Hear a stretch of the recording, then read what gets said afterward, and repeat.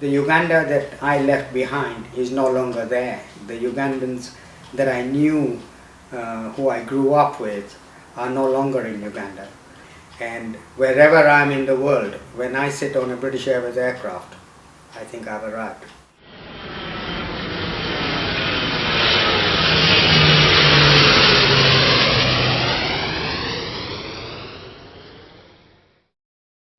It was a very, very happy childhood. My dad was one of the 4 people who started what became the Lint and the Coffee Marketing Board in Uganda as Cotton Exporters Group way back in 1936. And my earliest memories are in 1953 when we had moved to a new house in Kololo on the road which was known as Borup Avenue. The community spirit was very high within the communities in that when I was growing up, I didn't even know that there was different communities, that there was a Patel or a Lohana or an Ismaili or a Itnashari, it was all one.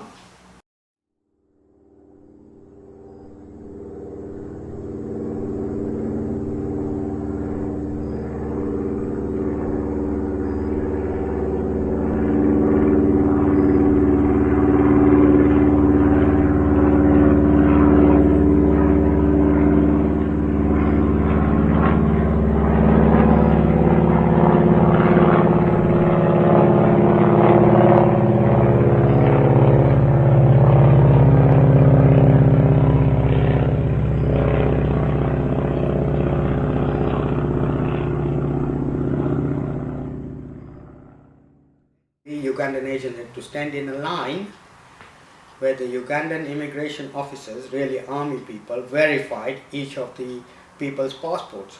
And they looked at my father's passport and took it away.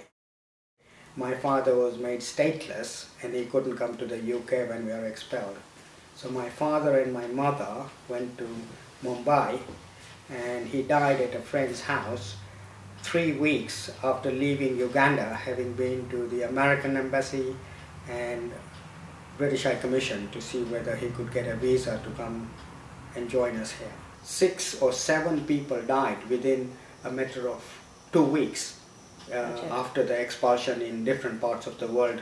That was because of the stress of leaving it all behind.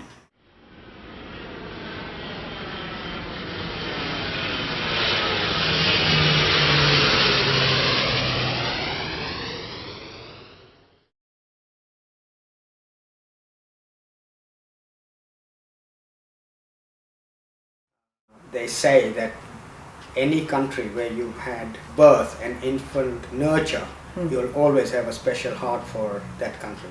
Whether you are then removed and put in another country, it doesn't change your basic ethics of humanity, and sometimes you may be on the receiving end of the bad things that go in life. But I think there's always a flip side in that darkness and brightness have got to alter. 40 years on, we have amongst our groups from the school and at Makerere an email system which is known as the Rafiki line. Rafiki in Swahili is friend. Now Rafiki line is our own term, but there's 10 of us, few in the United States, few in Canada, a few in the UK, who keep in touch. Obviously leaders come, leaders go. I mean, history is going to be labeled as a buffoon, but you cannot actually destroy a whole generation. Uganda, in my opinion, has lost 40 years of development in expelling Ugandan Asians.